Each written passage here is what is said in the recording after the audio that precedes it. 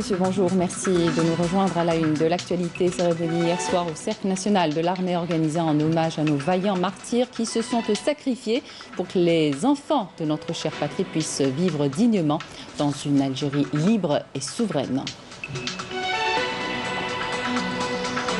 Forte symbolique hier au sanctuaire du martyr à Alger. Plusieurs jeunes Algériens brandissaient fièrement le drapeau algérien qui leur a été remis individuellement par des moudjahidines de leurs régions respectives. Ils ont participé à une marche du drapeau, initiative de la télévision publique algérienne en collaboration avec plusieurs ministères.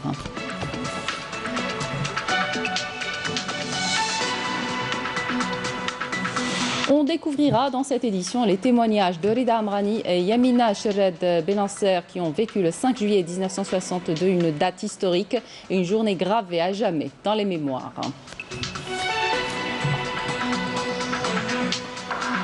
Et puis on écoutera des témoignages de survivants du camp de concentration de la mort de Sidi Ali Amstranem. Il relate l'horreur de l'occupant français qui a usé de moyens inhumains et avilissants pour faire taire la révolution. Bienvenue à tous. Nous entamons cette édition avec cet hommage rendu hier soir au Cercle national de l'armée à nos vaillants martyrs qui se sont sacrifiés pour que les enfants de notre chère patrie puissent vivre dignement dans une Algérie libre et souveraine. À l'occasion de la commémoration du 58e anniversaire de la fête de l'indépendance, le chef d'état-major de l'armée nationale populaire, le général de corps d'armée, Saïd Chengriha, a présidé hier soir au Cercle national de l'armée à Bnimsous au nom du président de la République, chef suprême des forces armées, ministre de la Défense nationale, une cérémonie d'échange de vœux en l'honneur de hauts cadres de l'armée nationale populaire en activité ou à la retraite et de hauts responsables de l'État.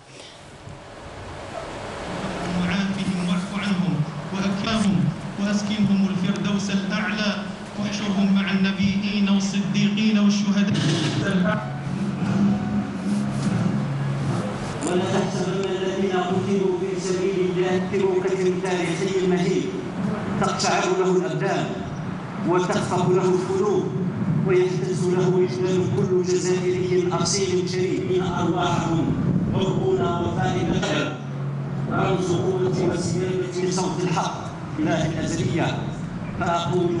On prit part à cette cérémonie qui s'inscrit dans le cadre des grandes traditions de l'armée nationale populaire visant à valoriser les dates de notre glorieuse histoire. Le président du Conseil de la Nation par intérim, le président de l'Assemblée populaire nationale, le président du Conseil constitutionnel, le Premier ministre et des membres du gouvernement aux côtés de personnalités nationales et de moudjahidines.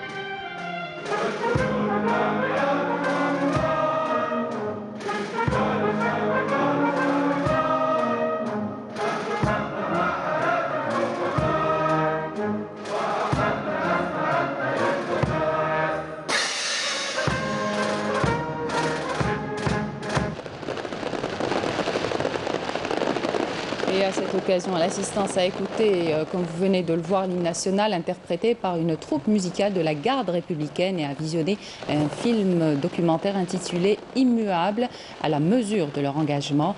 La cérémonie a été clôturée avec de magnifiques feux d'artifice.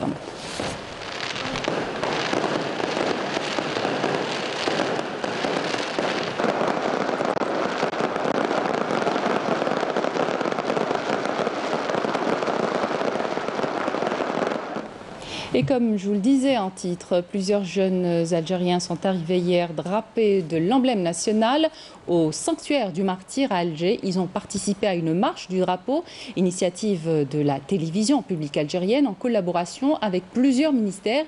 Les jeunes qui brandissaient fièrement le drapeau algérien, un drapeau qui leur a été remis individuellement par des moudjahidines de leurs régions respectives. Ils sont arrivés en milieu d'après-midi à l'esplanade du sanctuaire du Martyr sur les hauteurs d'Alger. Drapés de l'emblème national pour certains, brandissant fièrement le drapeau algérien pour les autres. Une marche du drapeau qui a regroupé ces jeunes Algériens venus des quatre coins du pays pour célébrer le 58e anniversaire de l'indépendance de l'Algérie. Un drapeau porté fièrement, remis quelques jours auparavant par un moudjahid de leurs régions respectives, dans un geste symbolique qui illustre la continuité intergénérationnelle en vue de protéger et défendre l'Algérie. Quand il m'a donné ce drapeau, il m'a confié en quelque sorte une mission lourde de sens, celle d'édifier un pays fort et de veiller à sa sécurité et sa stabilité. C'est un legs inestimable pour tous les citoyens algériens. Nous sommes tous appelés, responsables et citoyens, à être à la hauteur de cette responsabilité. Nous les jeunes, fierté de l'Algérie, nous avons l'honneur de porter sur nos épaules l'emblème national que nous allons dignement représenter à l'étranger. J'ai reçu l'emblème national de la part du moudjahid Ardouane Mohamed Sghir. Moi, qui suis un athlète en situation de handicap, je suis fier de porter cet emblème jusqu'à la capitale avec la conviction de poursuivre en même temps l'élan du développement du pays. Une marche, initiative de la télévision algérienne, entreprise citoyenne et de services publics, en collaboration avec les ministères respectivement des Moudjahidines, de la jeunesse et des sports, ainsi que du ministère délégué chargé de l'industrie cinématographique. Nous allons vers une bataille de l'édification de la nouvelle République, comme l'ont souhaité nos aïeux. Une République démocratique, développée, équitable et fidèle aux valeurs de la déclaration du 1er novembre. Cette cérémonie renforce encore plus ce sentiment de patriotisme de tous les Algériens, notamment après avoir récupéré les restes mortuaires des héros de la résistance.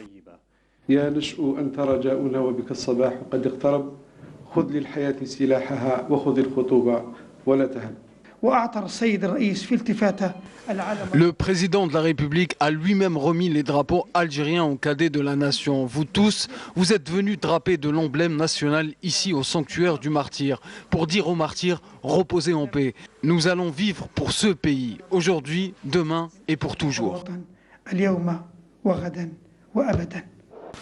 La cérémonie a été clôturée par la lecture de la Fatiha du Saint-Coran à la mémoire des valeureux martyrs. Le ministre de la Jeunesse et des Sports, Seydi Ali Khaldi, a tenu hier à rendre un hommage à la glorieuse équipe de football du FLN, symbole d'une Algérie revendicatrice de sa liberté, en honorant les deux anciens joueurs, Mohamed Maouch et Abdelhamid Zouba.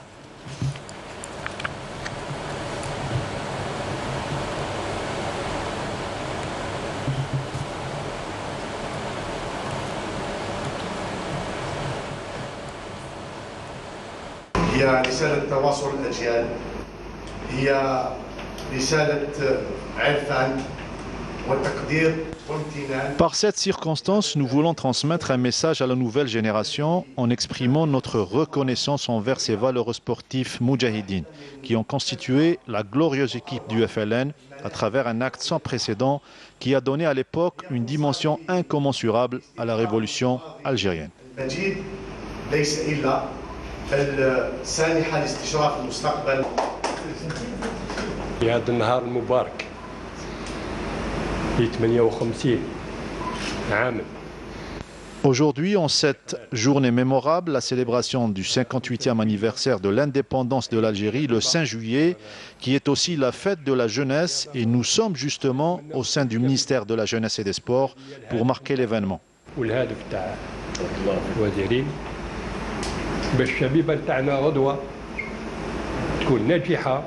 L'Algérie nouvelle a besoin de sa mémoire et au nom de la fondation de l'équipe du FLN, on rend hommage à tous les membres de l'équipe. وحنا باسم الفريق جبهة التحرير الوطني لكرة القدم اللي توفى ونقولوا لهم الله يرحمهم واللي بقاو نتمنوا لهم ان شاء الله الصحة والهنا. Rida Amrani et Yamina Sherad Behancer ont vécu le 5 juillet 1962, une date historique et une journée gravée à jamais dans leur mémoire et qu'ils ont bien voulu partager avec nous. Lamia Boudbouda les a rencontrés. À la Fondation Casbah, nous avons rendez-vous avec l'histoire. Rida Amrani est le fils d'un membre du FLN. Baignant dans un milieu nationaliste, il a vécu les affres de la guerre. À l'indépendance, il n'avait que 16 ans. Ses souvenirs sont indélébiles. Deux scouts, une fille et un garçon ont fait cette levée des drapeaux, la première levée des drapeaux officielle. Le 3 juillet, j'ai assisté à 1 heure au Rocher Noir. Ce qui m'a marqué, c'est que pendant la levée, la première levée des couleurs, j'avais en tête, je vous assure, hein, c'est exact, j'avais en tête tous les chouhada que j'ai connus.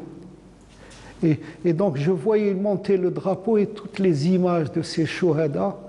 Il y avait Mohamed Lissir, Mohamed Hamada, il y avait Mohamed Zoubiri, il y avait Mahmoud Haddad, Abdelkarim Haddad, il y avait Omar Taleb, il y avait Mohamed Maghraoui. Je tremblais, j'étais figé, je pleurais sans m'en rendre compte. Je voyais le drapeau. 2 jours plus tard, l'indépendance est officiellement proclamée. La joie est incommensurable. Les Algériens sortent tout âge confondu pour scander Tahia al-Jazair. Tout le monde faisait couser la couture des drapeaux. Tout le monde voulait coudre son propre drapeau. Mais il y avait encore autre chose. Les gens achetaient des jupes, ce qu'on appelle les jupes Charleston. Donc elles étaient plissées au niveau du genou et juste au-dessous c'était plat. Jupes vertes, des chemisiers blancs et des rubans rouges. Donc toutes les femmes, toutes les filles étaient habillées comme ça. On dansait dans la rue. Ça nous est jamais arrivé. Les femmes dansaient, c'était quelque chose d'extraordinaire. Par la suite, Reda Amrani s'accrochera à un camion pour atterrir à la base de Sidi Fredj, là où il verra les architectes de la Révolution. Et là-bas, il y avait encore une deuxième levée des couleurs. Et c'est ce jour-là où moi je m'étais avancé presque au truc, derrière les militaires, derrière tous les moudjahidines et tout, presque au 2e ou au 3e rang pour voir la scène. Et il y a eu la levée des couleurs. Vous savez qu'est-ce qui a fait la levée des couleurs? Je l'ai vu pour la première fois. C'était le colonel Mohamedou El-Hajj de la Wilaya 3. C'était le plus vieux colonel. Il y avait succédé à Miroche. Yamina Cherad Benasser avait 20 ans lorsqu'elle rejoint le maquis dans la Wilaya 2 historique en tant qu'infirmière. 6 ans au maquis ont marqué à tout jamais la vie de la maquisarde qui, le jour de l'indépendance, sera à Constantine. Le jour de l'indépendance, c'est une journée dont je me rappellerai tout le temps parce que je l'ai passé d'abord toute la matinée à pleurer. C'était une journée de joie, de peine, de souvenirs. Et je me rappelle très très bien cette journée parce que j'ai passé ma journée jusqu'à l'après-midi à pleurer, à me rappeler le bon et le mauvais de cette révolution. En cette journée mémorable, nos pensées vont vers ces hommes et ces femmes qui se sont sacrifiés pour que le peuple algérien puisse jouir pleinement de son indépendance. Gloire à nos martyrs.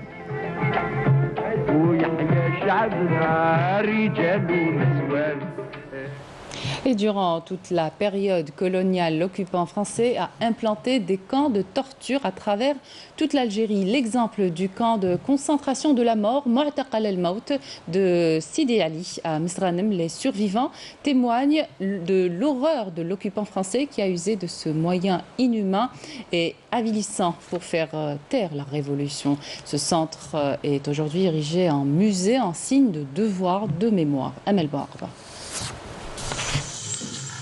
Où sont les flagards?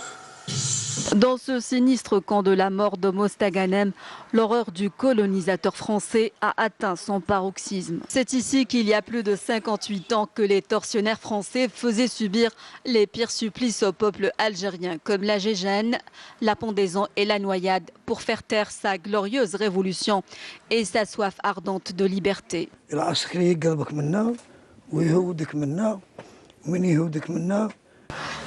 Les militaires français nous attrapent et nous font descendre par là. Ils nous attachent les mains puis les pieds. Ensuite, ils nous pendent et nous administrent la gégène. El-Hadj Belrit est l'un des moudjahides de la région capturés par l'armée française en 1961. Il raconte le récit poignant de la persécution qu'il a subie par ses bourreaux. Il y a ceux qui meurent ici sous l'effet de la torture et qui sont ensuite jetés dans la forêt, et ceux qui survivent à la torture. Ils les prennent par dizaines et les exécutent chaque samedi.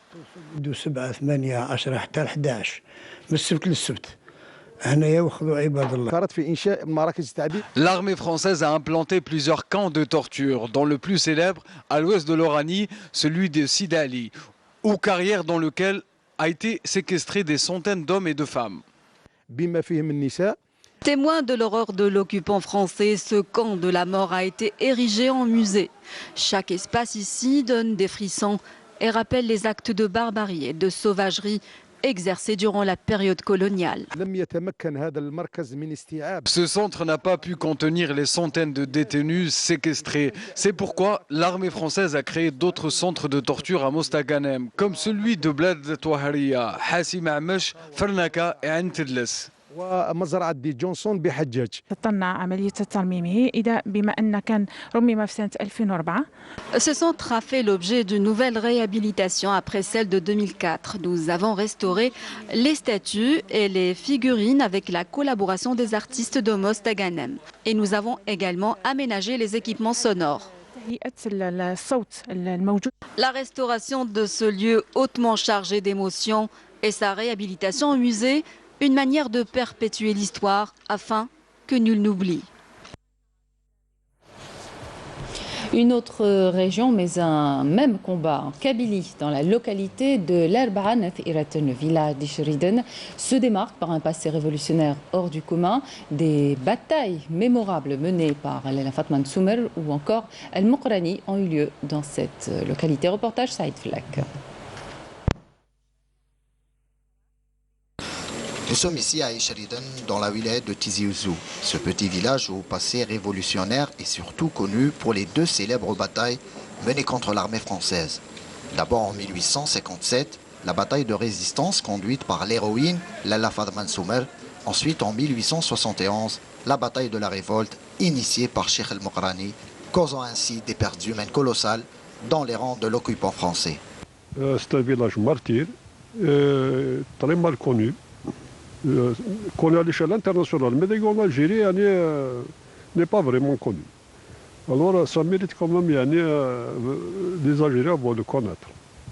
Il y avait exactement deux grandes batailles de la Fatma Soumer 1857. C'était de la résistance, la première fois, de Bonne Français avec. C'était de la résistance. La deuxième bataille de 1871, c'était de l'insurrection Cheikh El Mokrani. C'est une très grande, toute la Kabylie s'est réunie ici. Toute la Kabylie. Alors, le village d'Ishriden a toujours donné les meilleurs de ses fils. Et toute la Kabylie, pour ne pas dire toute l'Algérie, sont tous réunis ici pour faire face à l'ennemi. D'ailleurs, le général Renaud, il leur a dit qu'on n'a jamais rencontré une résistance aussi perfectionnée comme Ishriden. Le village d'Ishriden, c'est un village de martyrs. À l'entrée du village d'Ishriden, lieu de retranchement qu'occupaient nos vaillants Chouhada, une stèle commémorative a été bâtie qui témoigne du nombre important de soldats et officiers français tués lors de ces deux batailles. C'est un monument qui a été construit par les Français, qui a été bâti, c'est-à-dire pour rendre honneur à leurs soldats.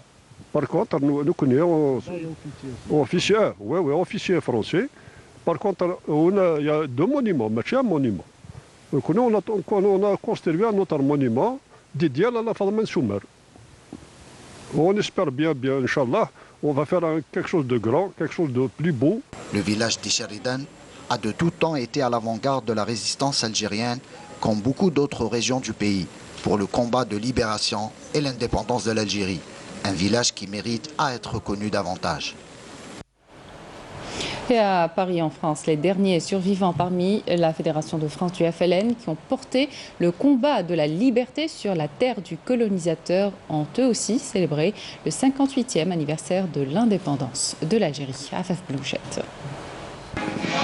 Dès les premières notes de l'hymne national, leur corps usé par le poids de l'âge et la férocité des combats menés se mettent au garde à vous. Eux, qui sont parmi les derniers survivants de la Fédération FLN de France, avec les amis français de lutte pour l'indépendance. Quand j'entends l'hymne national, encore aujourd'hui, ça me fait vibrer.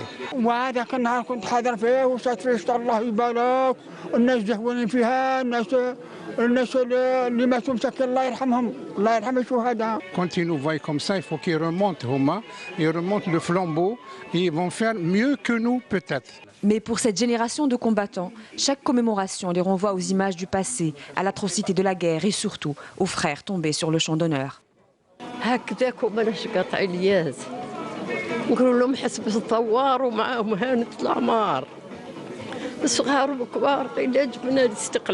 Les rassembler en ce jour de fête d'indépendance, marqué cette année par le retour des restes mortuaires de nos chefs de résistance populaire, était un geste plus que nécessaire pour le consul général à Paris. Il était également très important pour nous d'avoir avec nous des moudjahidines encore vivants ici à Paris, de nous recueillir à leur côté. Parmi ces moudjahidines, Mohamed Rizqi Aïtouazou, l'un des responsables de la Fédération FLN de France, le regard vif, le ton ferme et le souvenir précis. Il se souvient de ce jour avec la fierté des hommes libres. Et je me rappellerai toujours, le 5 juillet 1962, à Sidi Faraj, le colonel Mohamedou Hadj, le chef de la wilaya Taroua, qui était le plus âgé parmi les colonels des wilayas historiques. Il a été celui qui a levé le drapeau à Sidi Faraj le 5 juillet 1962. D'autres invités ont été associés à cette commémoration. Des artistes, mais aussi des jeunes, dont le 5 juillet marque également la fête. L'occasion pour le consul général à Paris de leur livrer la nouvelle politique voulue par les plus hautes instances du pays à leur égard.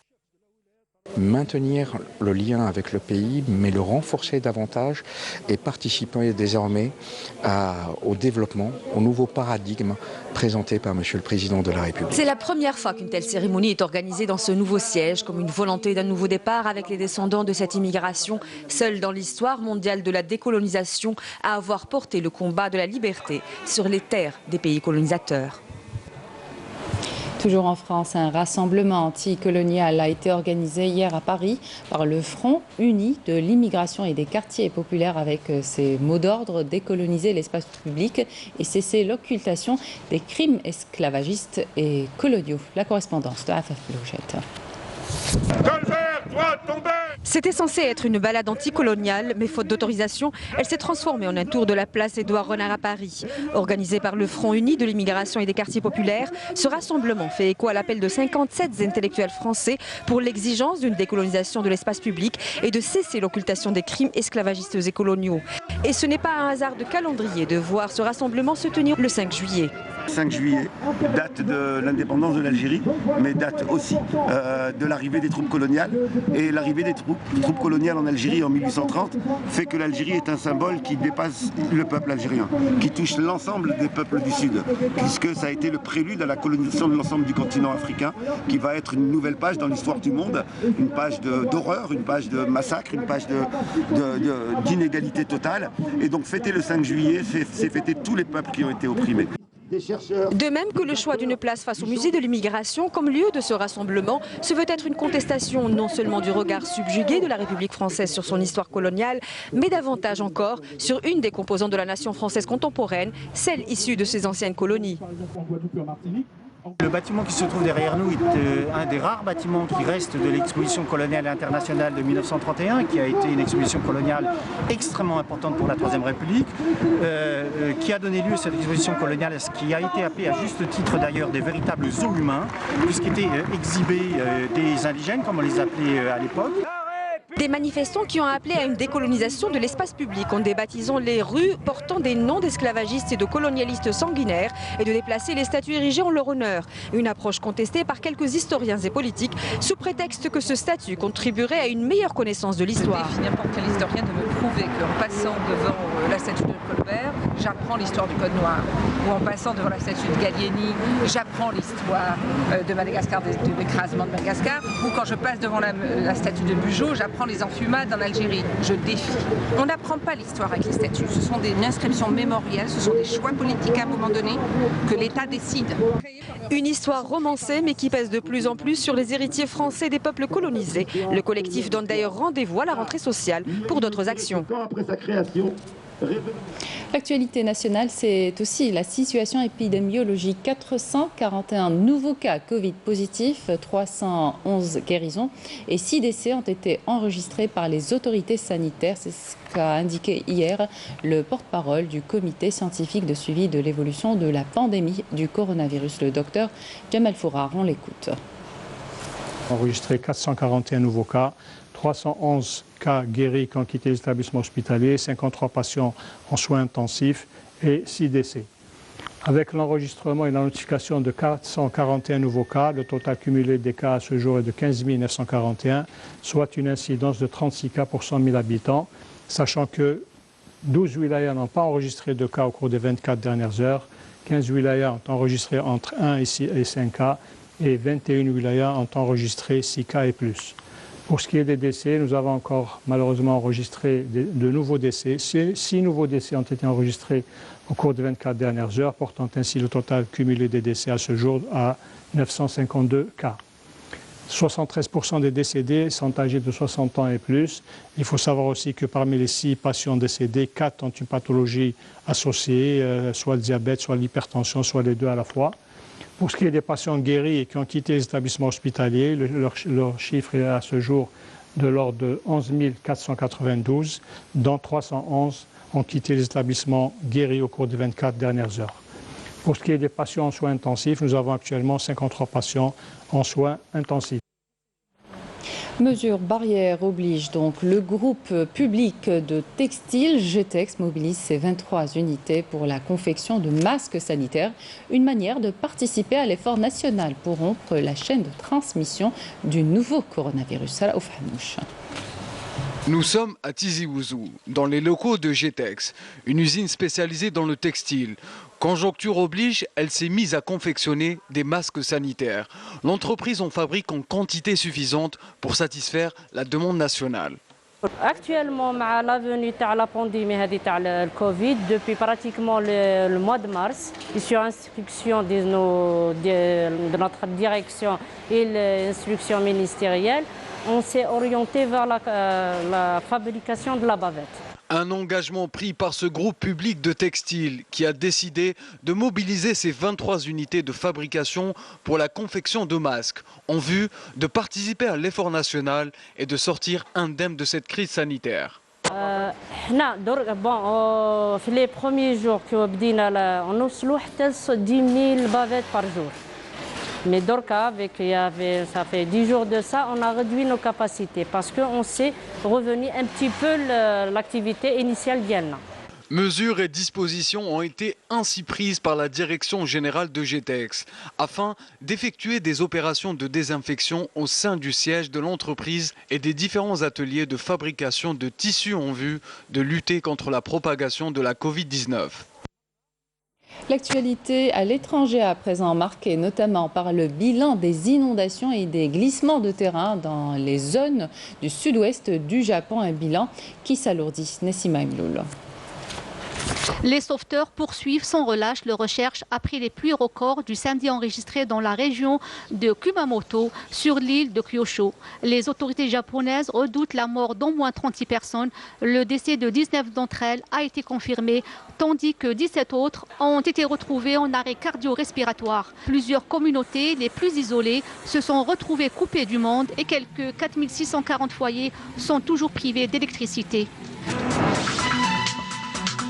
Les unités de soins intensifs des hôpitaux de Lviv, la principale ville de l'ouest de l'Ukraine, sont surchargées. Cette région ukrainienne frontalière de la Pologne a connu ces dernières semaines la plus forte augmentation d'hospitalisation causée par le coronavirus en Ukraine, pays où les infections sont reparties à la hausse. L'Inde a annoncé aujourd'hui avoir recensé un total de près de 700 000 cas de Covid-19 depuis le début de l'épidémie, devenant le 3e pays du monde le plus touché en nombre de contaminations. À Paris, à 7 heures déjà, quelques dizaines de passionnés attendaient l'ouverture des portes du musée du Louvre. Des créneaux de visite de 500 personnes ont été mis en place toutes les demi-heures afin de respecter les règles sanitaires. À noter que le musée, qui a perdu plus de 40 millions d'euros de recettes durant le confinement, n'avait jamais fermé si longtemps depuis la Deuxième Guerre mondiale, se voit privé des foules habituelles de touristes américains, chinois, coréens, japonais et brésiliens. Au Liban, le prestigieux festival de Baalbek a organisé un unique concert de musique classique, sans public, composé de 70 musiciens choristes de l'orchestre philharmonique du Liban, organisé sur le site de l'antique temple romain de Bachu. Un événement présenté comme symbolique dans un Liban en plein effondrement économique et qui se remet du nouveau coronavirus. Et on termine cette édition avec le magnifique feu d'artifice organisé hier soir au Cercle national de l'armée à l'occasion de la cérémonie en hommage à nos vaillants martyrs qui se sont sacrifiés pour que les enfants de notre chère patrie puissent vivre dignement dans une Algérie libre et souveraine. Excellente suite de programme sur Canal Algérie.